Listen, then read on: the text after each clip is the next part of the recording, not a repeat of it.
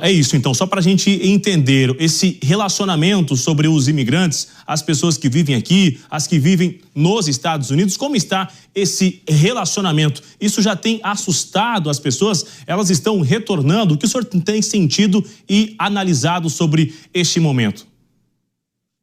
Bruno, tem muitas pessoas aqui nos Estados Unidos que estão fazendo a self-deportation, né? Eles estão saindo automaticamente aqui dos Estados Unidos com receio de efetivamente serem pegos pelo ICE e serem deportados.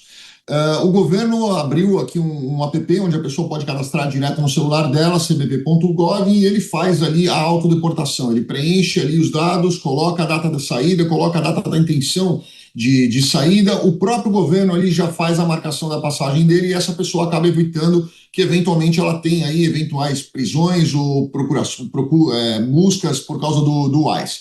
Então, isso é um dos fatores e muitas pessoas, estima-se que 1 milhão de pessoas já fizeram o seu cadastro ali no CBP. Fora isso, nós temos também o receio das pessoas que estão aqui dentro dos Estados Unidos como vistos de estudante, ou pessoas que vieram até a turismo e acabaram ficando além do tempo permitido, ou disseram que ficariam 20 dias e acabaram ficando 90 dias, 120 dias. Essas pessoas também estão com muito receio e estão querendo voltar para o Brasil. E o terceiro ponto é agora essa novidade, onde nós estamos tendo aí alguns embargos sendo colocados não só no Brasil, como também há algumas autoridades brasileiras, e isso tem preocupado muito a comunidade brasileira dentro dos Estados Unidos, porque o Brasil pode entrar na lista de critérios de não emissão de visto, como alguns outros países já fazem parte dessa lista. Hoje nós já temos aí mais de 20 países nessa lista e o grande receio é que o Brasil passe a fazer parte disso. E se isso efetivamente acontecer, vistos temporários não serão mais emitidos para brasileiros. Eu espero que isso não aconteça, a comunidade aqui está bem preocupada com isso, mas eu acredito que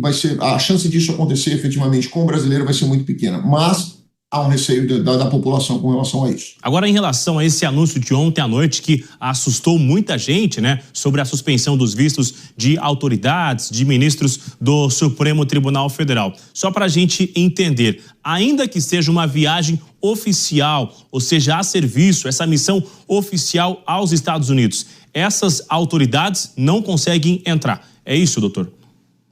Não consegue porque as pessoas confundem um pouco, né? Quando você pega a INA, que é a legislação que regulamenta todos os vistos que os americanos querem, de pessoas que querem, quem não quer também está dentro da INA, Immigration and Nationality Act, você vai ver que tem ali a relação dos vistos diplomáticos, ou seja, cabe aos Estados Unidos emitir ou não aquela pré-autorização, lembrando que um visto é sempre uma pré-autorização, não é uma garantia de entrada.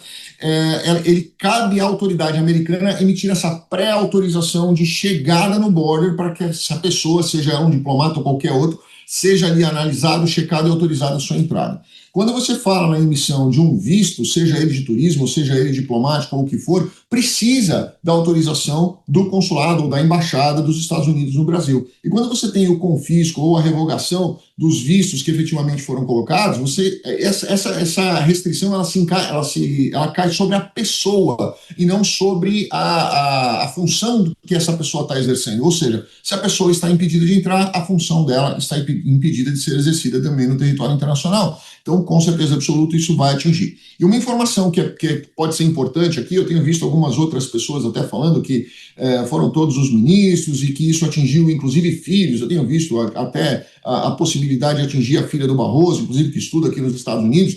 Mas eu conversando com um amigo meu, que ele é assessor de um senador, eu tentei tirar algumas informações dele, ele disse que não, são 7 ministros, o PGR, o delegado-geral da Polícia Federal, o diretor da Polícia Federal, perdão, e o delegado que cumpriu alguns mandados ali que foram cumpridos principalmente contra a família Bolsonaro. E seus cônjuges, não há extensão aos seus filhos ou noras ou genros, como algumas coisas tinham falado, tá? Isso não é real, não é isso que tem, pelo menos, circulado aqui dentro dos Estados Unidos. Agora, uma outra dúvida. Eu tive recentemente no consulado, vi cheio, muita gente sonhando em ir visitar ou ir de férias ou de lua de mel, enfim, de ir aos Estados Unidos, alguns até conseguem a emissão do visto, essa liberação. Mas agora eu quero unir as duas perguntas. Fica um receio de ir para os Estados Unidos e de não conseguir acessar? E um outro ponto, essa emissão do visto para quem vai até a embaixada, o consulado, se falando de pessoas do Brasil, existe uma expectativa de um afunilamento nessa emissão do visto, ou seja, de aumentar essa exigência de informações, doutor? Sem dúvida. O afunilamento, eu vou responder da segunda para a primeira, porque ela fica bem completa. Esse afunilamento ele já vem desde o meio do ano passado. A gente já vem percebendo que muitas pessoas que vão nos consulados, elas acabam sendo, a triagem acaba sendo muito maior do que efetivamente ela era 2, 3, 4 anos atrás. Ou seja, as pessoas precisam demonstrar muito mais vínculos. Voltando à INA, que foi a que eu sugeri aqui para vocês lerem antes de eventualmente aplicar um visto, ela diz que você precisa demonstrar vínculo real e intenção de retorno para o seu país. Se a pessoa não tem uma casa, uma propriedade, um carro, ou um trabalho fixo, ou uma carteira assinada, ou uma empresa, ou algo que demonstre que essa pessoa tem raízes dentro do país dela, fica muito difícil, para quase impossível, ela conseguir uma emissão de um visto, seja ele de turismo, seja ele de estudante. De trabalho, são outros critérios, não cabe aqui ao caso. Mas nós percebemos que os cônsules e os agentes consulares têm estrangulado muito essa questão e sendo muito criteriosos na análise desses critérios. Por exemplo, se você tem uma casa, quanto tempo você tem essa casa? Essa casa está no seu nome, está no nome de mais pessoas, você mora nessa casa, você tem uma outra renda, a renda que você tem é suficiente para comprar a passagem aérea e juntar os dólares que você está dizendo que você vai trazer para os Estados Unidos? Esse tem sido um grande problema que a gente tem percebido. A grande maioria dos brasileiros não declara 100% daquilo que eles ganham, né? Então, eles declaram ali 2, 3, 4, 5 mil reais no seu imposto de renda, e aí, isso não é suficiente para efetivamente justificar que você está vindo para os Estados Unidos e tem capacidade financeira de pagar a sua viagem, a sua estadia, a sua alimentação, o tempo que você vai tirar de férias e retornar para o seu país. Então, isso tem sido, sim, um mote de negativo de muitos vistos. E, voltando aí para a primeira questão, não acredito que hoje vai ficar mais difícil do que efetivamente já está. Eu acredito que as pessoas têm, sim, que levar hoje muito mais documentação, comprovar muito mais vínculos e aí, sim, tentar uma aplicação de um visto real para os Estados Unidos. Vai vir fazer turismo, venha fazer turismo.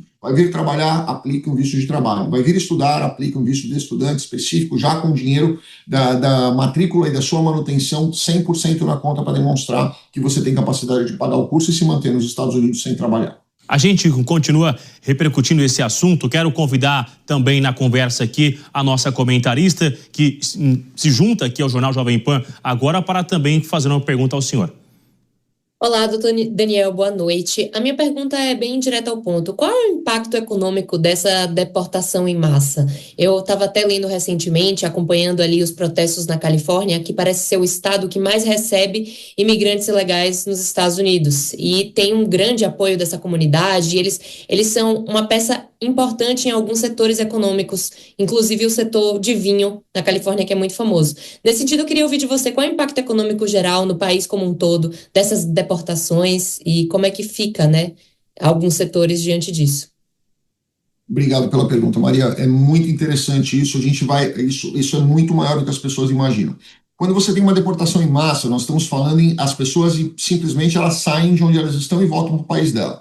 Elas deixam aqui dentro dos Estados Unidos algumas coisas. Primeiro, a casa que elas estão vai ficar vazia.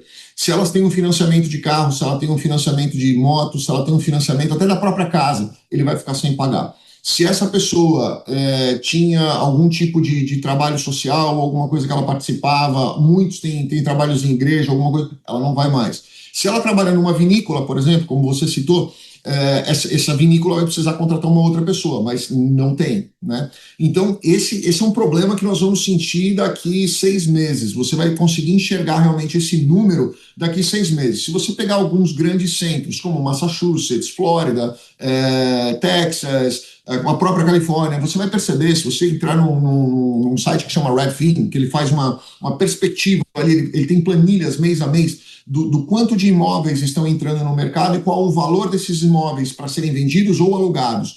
Você vai começar a perceber que o valor dos imóveis tem despencado, ele tem caído brutalmente nesses últimos meses. Por quê? A gente percebe que muitos imóveis estão sendo colocados no mercado. E quando eles ficam muito tempo no mercado, a tendência é que os proprietários comecem a baixar o valor deles. Quer dizer que está tendo uma desvalorização em massa nos Estados Unidos? Não, quer dizer que essa ampulheta aí essa forma de medida, ela vai ter que se equalizar em algum momento. Nós não sabemos quando, esperamos que até o final do ano ela esteja equalizada. Mas eu também acredito que, como houve isso em 2017 com Donald Trump, houve essa primeira fase agressiva, essa primeira fase de deportações em massa e uma superpressão do ICE e tudo mais, eu acredito que isso vai continuar até o final do ano, que é o que aconteceu em 2017. Depois disso, há uma diminuição do número de prisões, uma diminuição do número de buscas, uma diminuição do número de pessoas deportadas, até porque você já mandou uma grande quantidade embora e você já conseguiu dar uma equalizada aí nesses ponteiros. Então, nós vamos ter um número muito mais real até o final do ano, mas a gente já começa a perceber aqui algumas consequências disso. Bom, o senhor já comentou sobre a emissão de vistos, sobre essa retornada de brasileiros, esse retorno de brasileiros que estão nos Estados Unidos. Eu quero entrar numa outra linha, porque até agora a reação do governo brasileiro, sendo mais exato da figura do presidente da República, foi somente um tipo de reação de manifestação nas redes sociais. Não teve nenhuma resposta diretamente para os Estados Unidos, aplicando uma sanção ou uma taxação. A que o senhor atribui esse comportamento? É um receio do governo americano aumentar a taxa ou de uma outra reação mais radical? É aguardado uma reação que possa ter um confronto direto, interferir na vida do governo americano? João, a China tinha tamanho para peitar, né, o aumento de tarifas e continua tendo. O Brasil não tem, infelizmente não tem.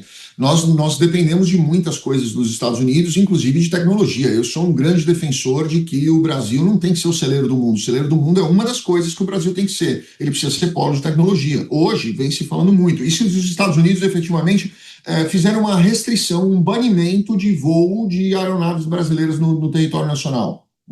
Acabou, né? Se você tirar o serviço de GPS, como ele fez em países de conflito agora, ali na Rússia e Ucrânia, como que a gente vai fazer se eventualmente eles resolverem restringir o uso de GPS? Acabou para o brasileiro também, né? E se eles colocarem tarifas, como já existe na Rússia, já existe no Irã, já existe em vários outros países, e se eles colocarem tarifas de pessoas que comprarem produtos brasileiros? Acabou para o Brasil também. Então, tem um monte de coisas, até de motores dos próprios aviões fabricados no Brasil. Se nós pegarmos aí os jatos brasileiros de combate, se nós pegarmos até o Tucano, o motor é utilizado peça americana, na verdade é usada peça canadense, mas que, na verdade, tem acordo com os Estados Unidos, acordo militar com os Estados Unidos, e os Estados Unidos detalham, o Canadá não pode vender para o Brasil. Então, assim, tem muitas coisas que os Estados Unidos podem fazer para o Brasil, porque o Brasil não tem capacidade tecnológica de ser autossuficiente. Então, esse é um grande ponto. Eu acho que o Lula tem consciência de que ele vai brigar com um gorila, ele não vai brigar com um mico-leão dourado. Então, ele sabe disso, né? Então, em razão disso, é que as coisas vêm tentando não escalar para que elas não se tornem piores. Mas com relação à eventual ação dos Estados Unidos com o Brasil, nós também precisamos olhar o outro lado, porque isso pode impactar o corte de produtos brasileiros dentro da economia americana, vai impactar necessariamente no bolso do consumidor americano. Nós vamos pagar mais se nós deixarmos de receber do Brasil. E, por outro lado, também nós vamos ter uma outra questão, onde o Brasil vai se aproximar muito da China, e a China está louca para entrar na base de Alcântara, e se a China entrar na base de Alcântara, os Estados Unidos vai ter o mesmo problema que tivemos aí na época lá dos mísseis de Cuba, né, onde nós vamos ter um grande inimigo dos Estados Unidos com uma base militar colada no quintal dos Estados Unidos. Então, isso vai gerar um grande desconforto para todo mundo. Então, eu acho que a intenção do Donald Trump é muito mais nessa questão comercial e trazer o Brasil mais para perto do que efetivamente na questão da briga política. Porque a briga política é muito simples, basta em colocar sanções, como estão fazendo agora, como o Marco Rubio está fazendo agora, sanções objetivas direcionadas às pessoas que estão tendo as decisões que são completamente absurdas. Isso eu acho que é o que eles deveriam ter feito desde o começo, e não eventualmente colocar uma sanção de uma tarifa de 50%, que na verdade quem vai sentir mais isso é o empresariado brasileiro, é a geração de empregos do Brasil e, obviamente, é justamente a classe que mais tem sofrido com todos esses impostos, tarifas e cada vez mais que vem surgindo dentro do país. Então, acho que esse não é o objetivo nem do Brasil e nem dos Estados Unidos. E automaticamente isso é repassado, esse tipo de consequência, né? A gente volta a conversar logo mais, porque assunto que rende muito. O senhor nos ajudou a entender um pouco do que já está acontecendo nesse final de semana.